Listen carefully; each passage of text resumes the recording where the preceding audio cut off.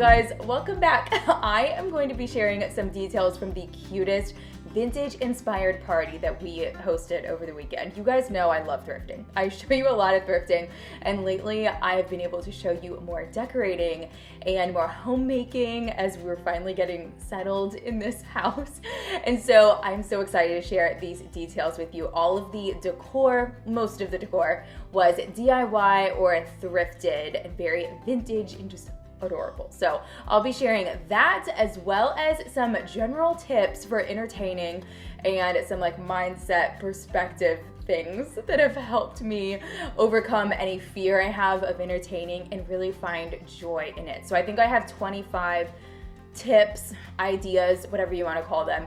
So we'll talk about those first, and then I will show you the week leading up to this party, and then the end of the video will be the final reveal of how this party came together. So it should be a good time. I've got my decaf coffee. I'm sitting on the floor because that's where this pregnant mama is currently most comfortable. And yeah, let's go ahead and get started.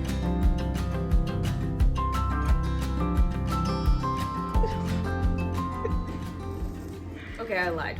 It's 20. It's not 25 tips, but I have separated these into sections so that we can stay organized. I've made notes. The first section is hospitality mindset in general. The second one is food, then decor, number 3, and then some things specific to motherhood. And lastly is organization, some logistics. So let's go ahead and start with the mindset of hospitality. This is something I am so passionate about. I come from a long generation of good entertainers. Like, people in my family and my husband's family are really good at entertaining. They love it. They always are opening their home, not just to other family, but to friends that have become like family. Growing up, we didn't have family close by, so we always entertained, and that was what we did for Christmas and for Easter. And I have beautiful memories of inviting those people in, and they feel like family to me. So that's something that I prioritize in our family as well. That brings me to my first point, which is the point of entertaining is never, ever to show off what you can pull off. That mindset is just so flawed by this society that I think we have, by pressure from whatever it is, social media, comparison to other friends or family. Just leave it at the door. The thing is that you are the only person that can offer to your guests the experience of being comforted and known by someone like you, because you're the only person that knows them like you do. I hope that made sense. Made a lot of sense in my head, and that's something that I'm constantly reminding myself. Little tiny slice of heaven that we can share with our friends and our family. Number 2, it takes practice. You guys are probably gonna have some tips. If you have some tips, leave them in the comments below. I absolutely love learning from you guys.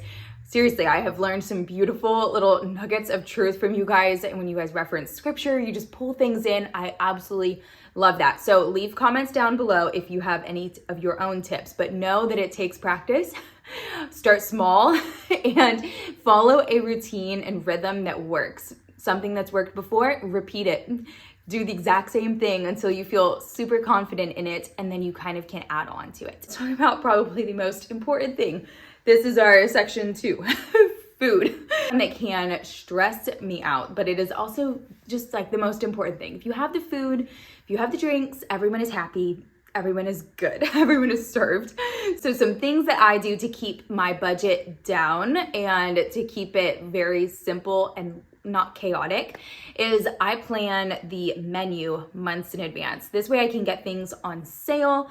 In my area, we have Publix and they have BOGO sales. And so I load up on stuff that I know that I'll need, like salsa or the stuff that I just like a lot for parties. Sure that I'm getting it on sale so that it doesn't like add up a ton right before the party and like stress me out. So speaking of meal ideas, this is point number 2. I have 3 ideas that have worked wonderfully for me that are super affordable. So the first one, the one that we did over the weekend, is barbecue pork. Pork is like the cheapest meat, I believe, per pound if you buy it like really large, you can just put it in the crock pot, shred it, just find a good recipe online and just make it barbecue pork. I made homemade rolls, which probably saved some money, but they're also just like so good. If you can figure out how to make them, I'll leave my recipe down below because it's never failed me. But also if you could smoke it, then you'd have an even better barbecue pork. The other idea would be tacos, because the protein is kind of broken up. You can have beans and you can have chicken and some ground beef. You're good. Ask guests maybe to bring some sides. That's an easy one to bring sides for. The third one is chili. This one is easy because it's pretty cheap. Once you break up all of the protein, the meat is normally like the most expensive thing, and then the beans you can get inexpensively, and then it's just like a lot of canned vegetables, a lot of tomatoes. So that is a great idea to keep your cost down. Those three have worked really well for us, not just because of their cost, but also because you can make them the night before or like the morning of, and you're not doing anything on the stove, making it hot in your house if that's a problem. It's kind of nice now when it's cozy and cold to actually be using the oven, but you don't want to make all of the mess in your kitchen. Point 3, keep it simple. The less dishes you have made, the less dishes you have to clean up. That's all I gotta say on that. This I might get some disagreement on. Number 4 is to use paper plates, but then just use your normal silverware, because you can throw that in the dishwasher.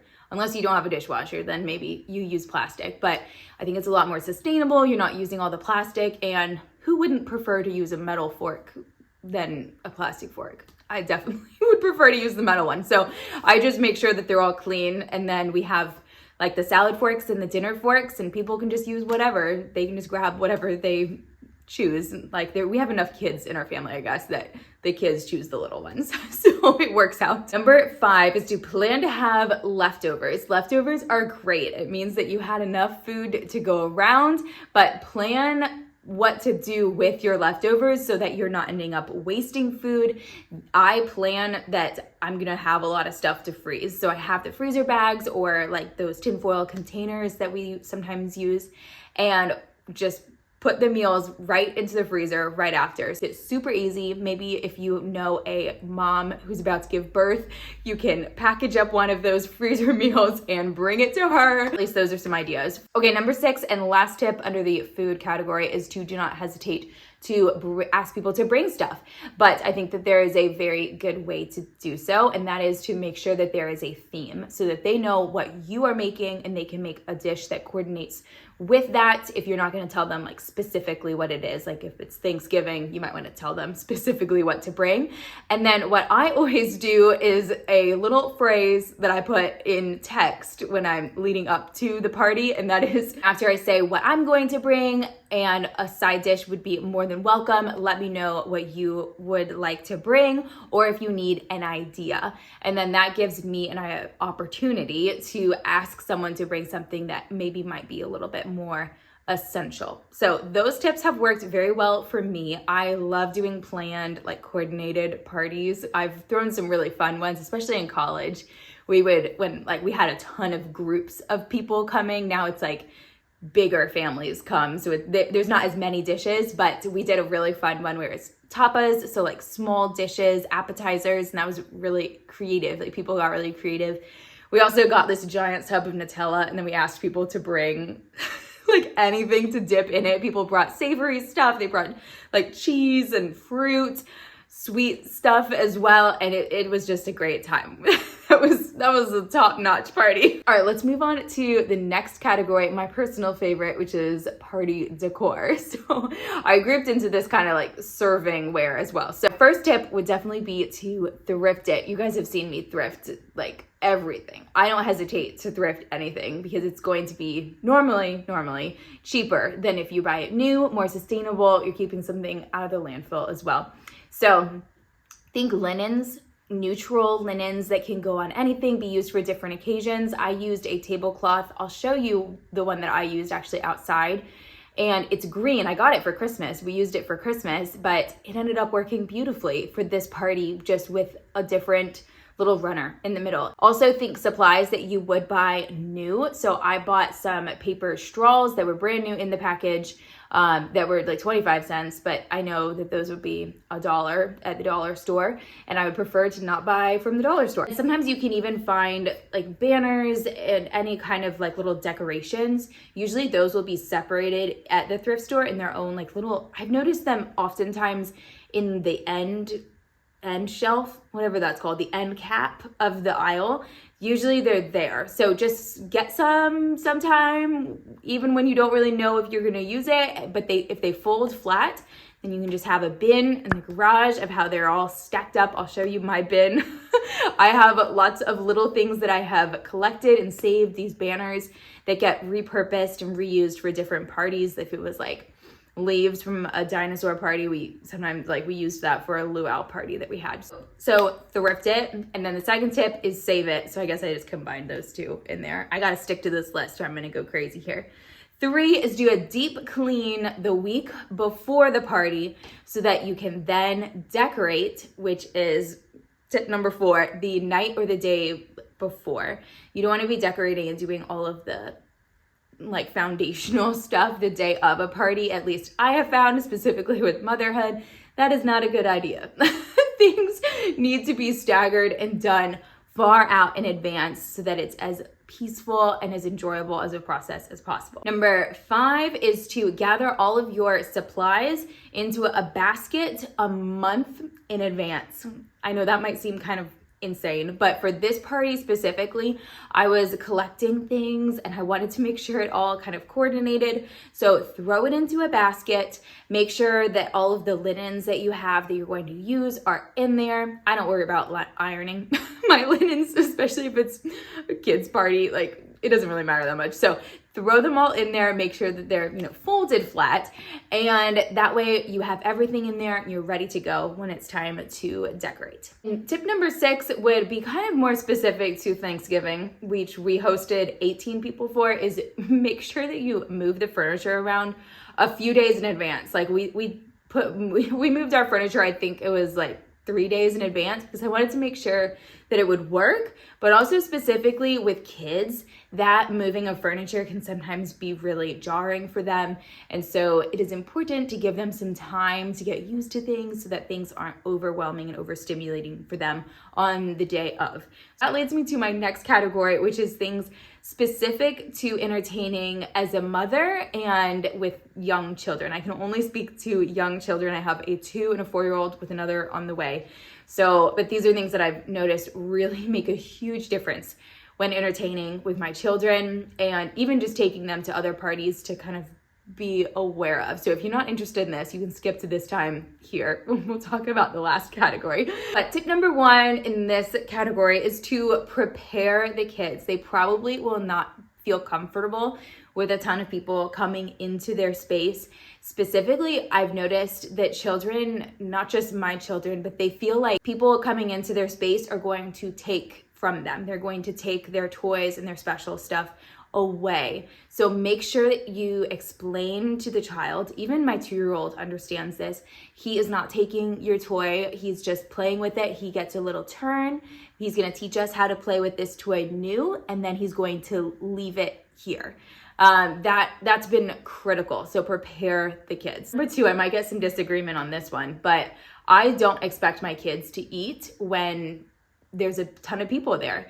I have one child who's very sensitive to external stimuli and just overstimulus, and it's a lot for him to try to eat while there's a lot of change going on, especially if he's sitting in a different spot. It's a little stressful, and there's new foods involved. So I do try to feed my kids ahead of time, and then whatever they eat during the party is great.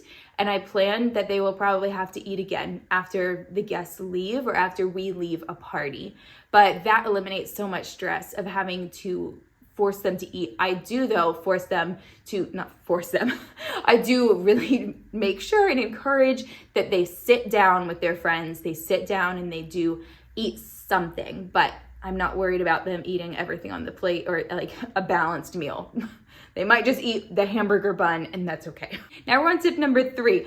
So if you are going to have people sit down at a table, even if we have just one guest coming over or a couple coming over, with my boys, I love telling the boys ahead of time where everyone will be sitting. And if we have a big group, I put place cards out. This helps tremendously because they're not overwhelmed by, oh my goodness, like dad is sitting a little bit further that way with brother, and it eliminates that stress for them. It also, I think, helps my guests feel very much invited and like they have a place prepared for them. So I love doing place cards. Like, I mean, we can always move them if we need to, but having those place cards there just tells people they're invited, they're personally by name invited to sit down at our table. And I think that is so special and important, and with a lot of young people is not super common. So we definitely experienced that during Thanksgiving, hosting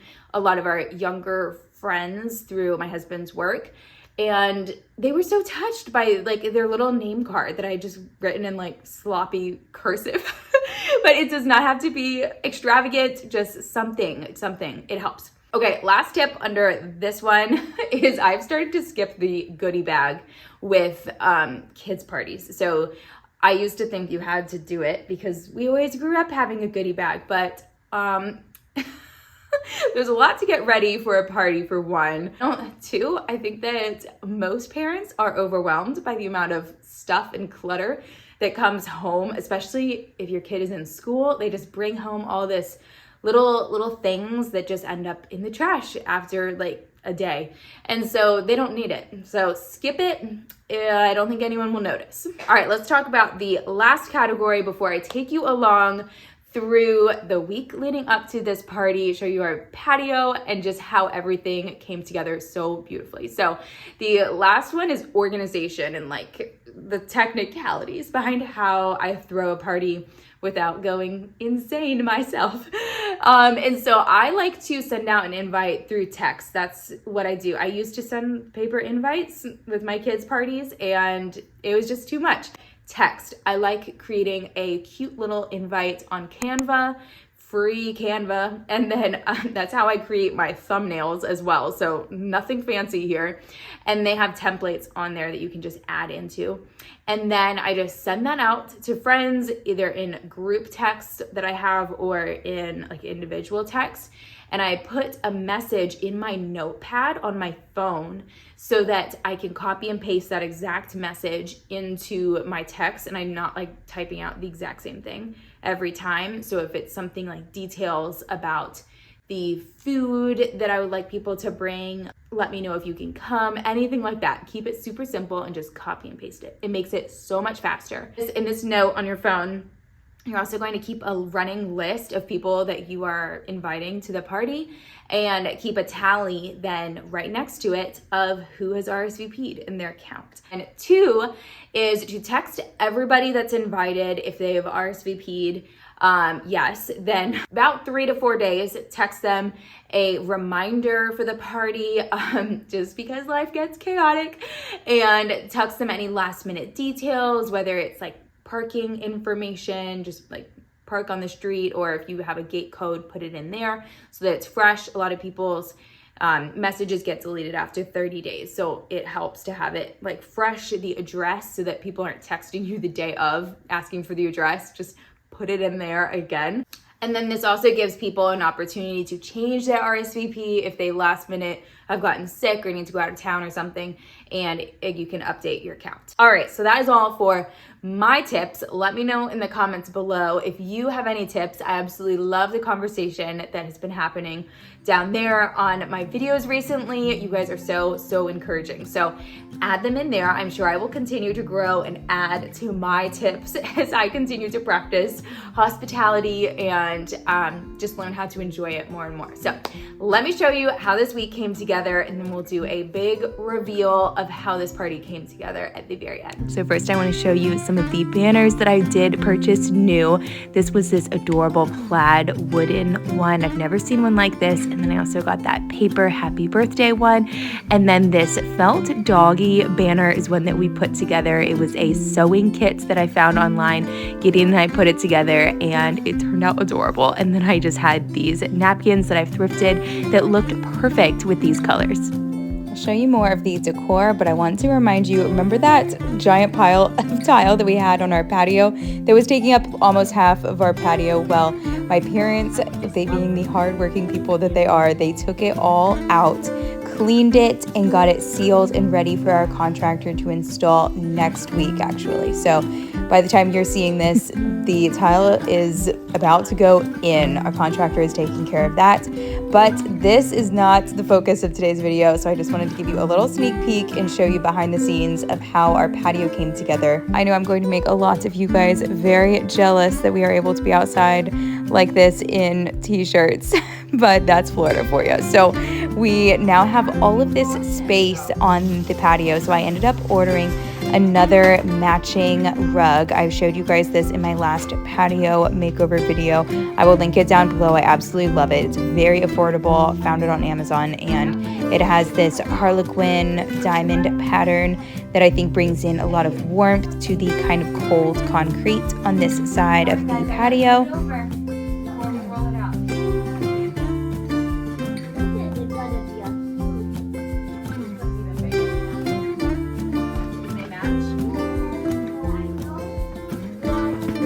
Okay, I'm envisioning table here, dining table that we have out there right now with the other two chairs.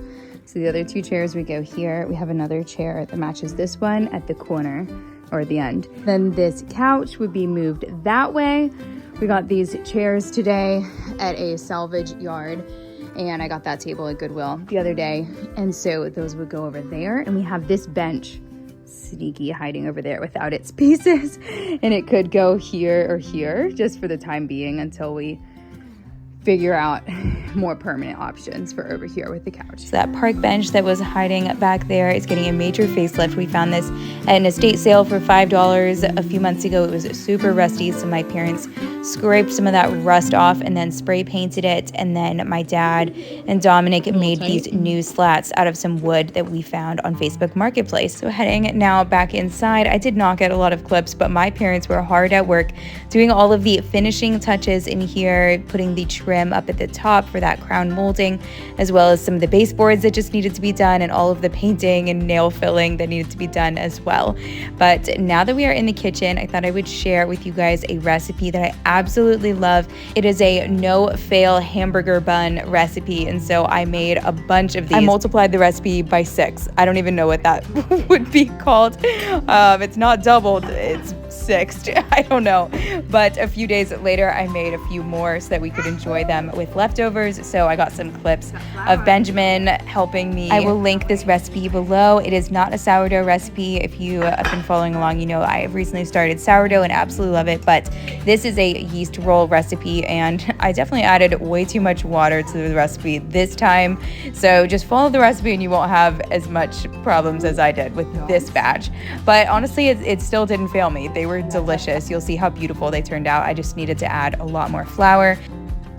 I wanted to note that while I'm doing a lot of things by hand, we're making most of the food from scratch, or, you know, at least just making it in our kitchen, warming it up. We did get mac and cheese from Costco and like bagged salads and stuff like that.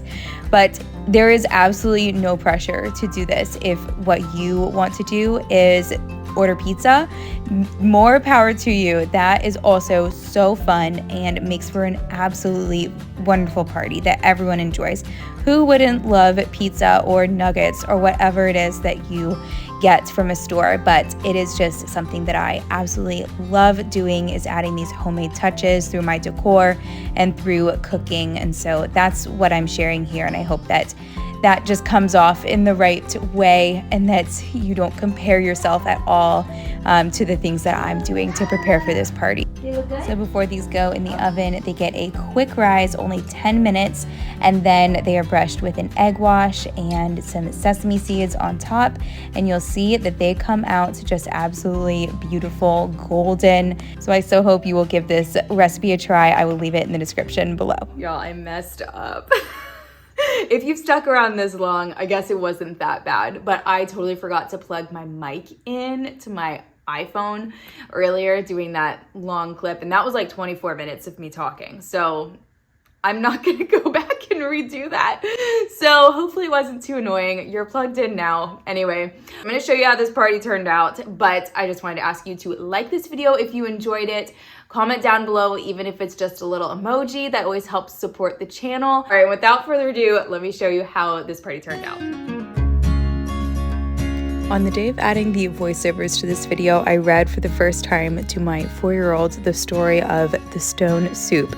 If you are not familiar with this story, it is about a beggar boy who comes to the house of an old lady and begs for some food. The little old lady said she has nothing to give him, but he replies that then we shall make stone soup. So now bear with me as I draw some parallels to radical hospitality through this story. So he decides that with this stone, he is going to be able to make some soup. So he asks the little old lady for a big pot of water. They then heat this up with the stone inside, and he begins asking for other ingredients, to which the little old lady is able to find somewhere tucked away in her house. Similarly, I truly believe that it is not always what we have immediately available to us, but what we are able to create that allows us to give to others through hospitality, and even just create a beautiful home for us and for our family members to enjoy. So if you've been following along with our family over the past year, you know that we currently live off of a small single income, but through the blessings of family